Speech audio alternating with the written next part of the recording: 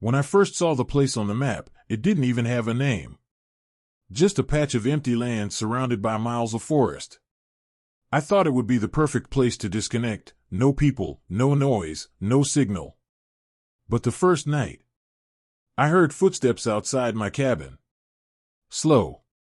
Heavy. I grabbed my flashlight and looked out the window. And that's when I saw them.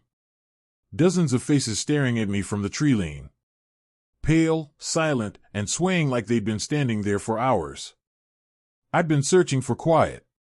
After months of endless city noise, failed relationships, and insomnia that left me staring at my ceiling till sunrise, I just wanted silence. That's when I found it, a small red, on a digital hiking map. No name, no listed population. Just marked as old settlement, abandoned. It took me almost 6 hours of driving through dense pine forest to reach it. My GPS gave up halfway. The road turned from asphalt to cracked concrete, then to a single dirt path that barely fit my car. Trees leaned in from both sides, their branches scraping the windows like fingernails. By the time I saw the first sign of the village, the sun was already bleeding into the horizon. There were maybe 8 or 9 small wooden houses, all clustered together, roofs sagging and windows shattered. Everything was coated in a thin layer of moss.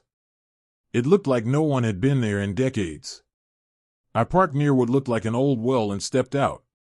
The air was too quiet. No birds.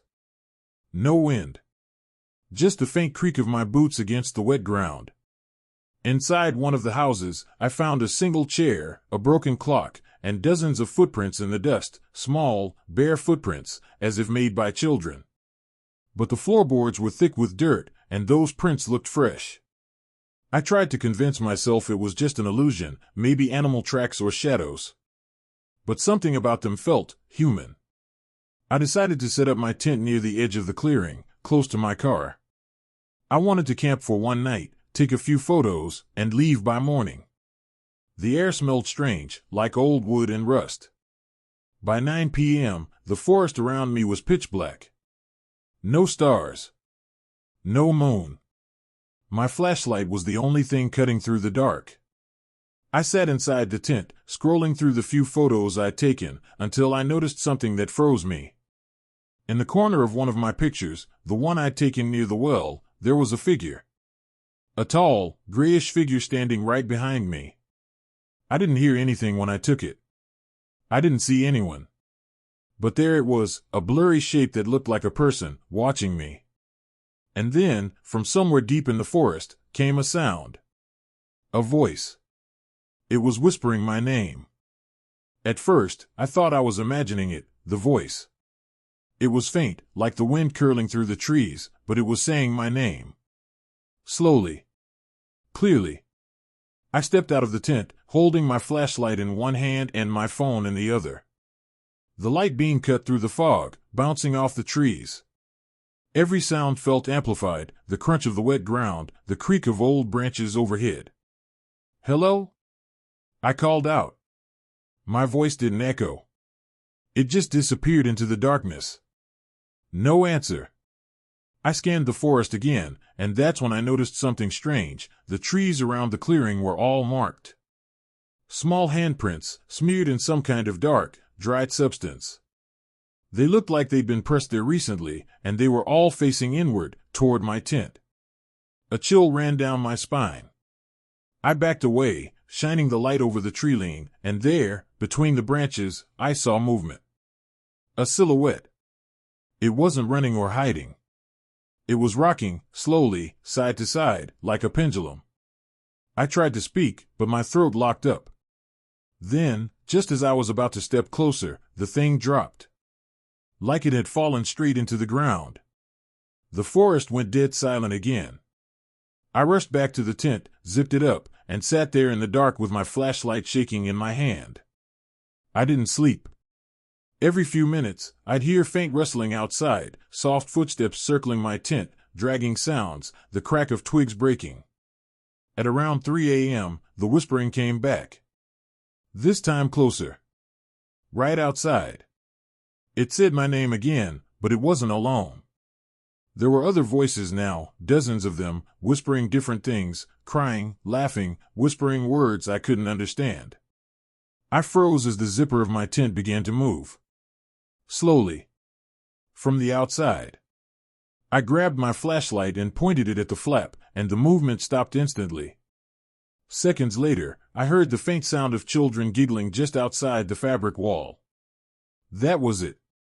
I couldn't take it anymore. I burst out of the tent, light flashing everywhere, but there was no one there. No footprints, no figures, nothing. Just the sound of something running deep into the woods. I didn't go back to the tent. I sat in my car till morning, doors locked, engine off, flashlight in my lap. When the first light of dawn finally touched the trees, I realized something I hadn't noticed before. Every house in that village had its doors wide open. And carved on the front of each one was a single word. When the sun rose, the village looked different, not safer, just quieter. The fog had thinned, revealing every broken roof, every leaning wall. For a second, I thought maybe I'd imagined everything that happened during the night. Maybe exhaustion had finally gotten to me. I told myself I'd leave right away. But before leaving, curiosity got the better of me. I wanted to check those houses again, the ones that said welcome. The first house I entered was smaller than I remembered. Inside, the air was cold and heavy. Dust floated through beams of light coming from the broken roof. There was a table with plates still set, old, cracked, covered in mold. It was like the people here had been about to eat, and then just vanished. Something about that word welcome bothered me. I looked closely and realized the letters weren't carved. They were burned into the wood. I went from house to house, trying to find any clue, an old newspaper, a note, anything. In one of them, I found a small journal lying under a collapsed chair. The pages were damp, ink faded, but I could still read some of it. They told us not to stay past sundown. The ones who come after dark are not travelers. They knock on the doors, and if you open, they keep your face.